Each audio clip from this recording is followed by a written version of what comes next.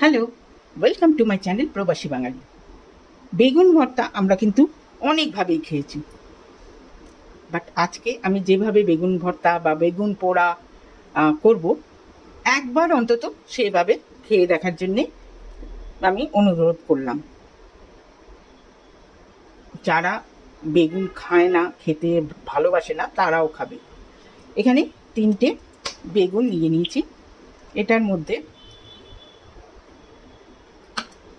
তেল মাখিয়ে নেব। 3টের মধ্যে তেল প্রথমে মাখিয়ে নিলাম। এবারে বেগুনগুলোকে পোড়াতে হবে। তো বেগুনগুলো পোড়ানোর জন্যে দিয়ে দিলাম।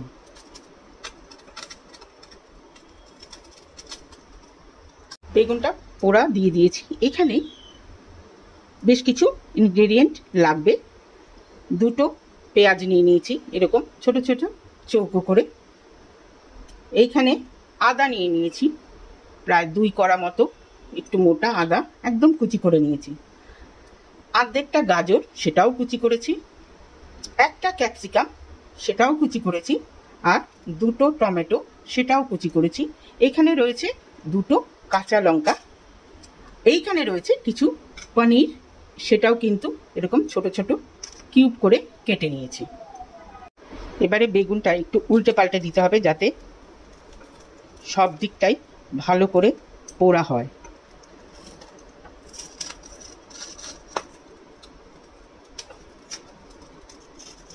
উল্টো দিকটাও পুড়িয়ে নেব।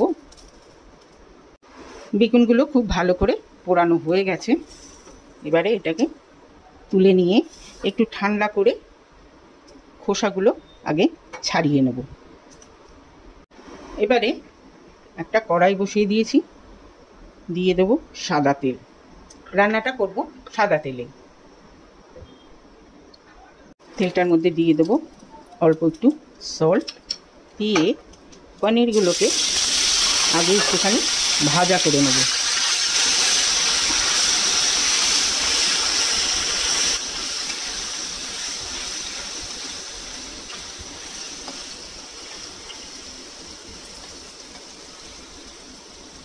পনিরটাকে হালকা করে ভাজা করে নিয়েছি। এবারে এটাকে তুলে নেব।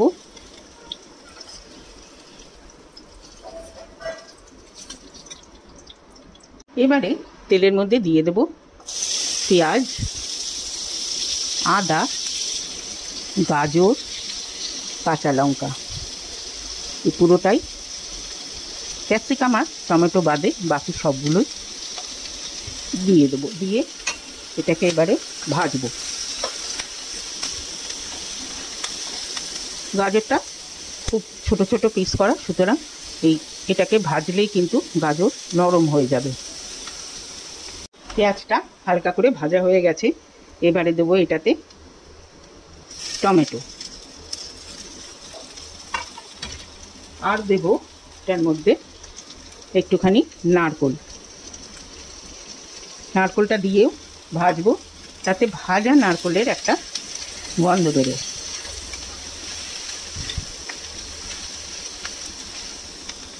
নারকেলটাও ভাজা হয়ে গেছে। দেবো এটাতে 1/2 চামচ হলুদের গুঁড়ো,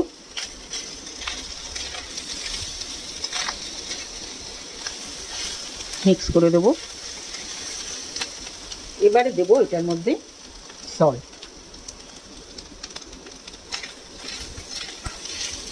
সল্ট দিয়েও এটাকে একটুখানি নাড়াচাড়া করে নেব।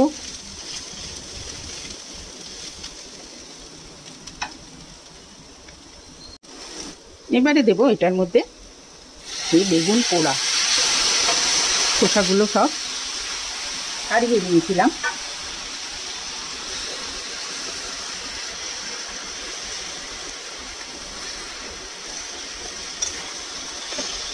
সব মশলার সঙ্গে বেগুন পোড়াটা ভালো করে মিশিয়ে এটাকে একটুখানি ভাজা ভাজা করে নেব।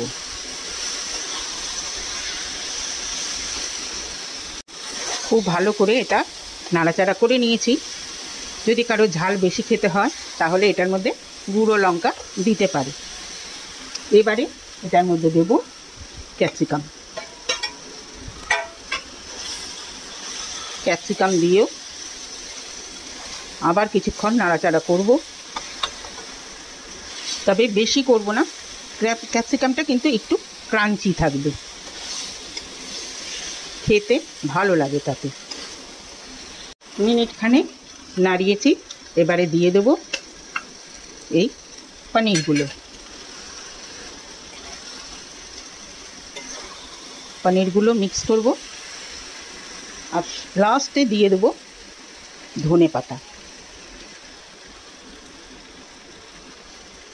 ধনে পাতা শুধু পাতা না, আমি ডান্ডিটা শুদ্ধই কিন্তু দিয়েছি। ডান্ডিটা দিলে ফ্লেভারটা আরও বেশি আসে। ব্যাস, মিশিয়ে দিলাম, হয়ে গেল নতুনভাবে একটা বেগুন ভর্তার রেসিপি। কেমন লাগলো?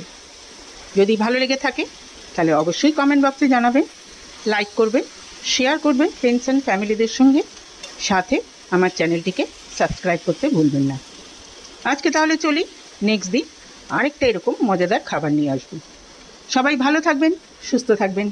ওকে দেন, বাই।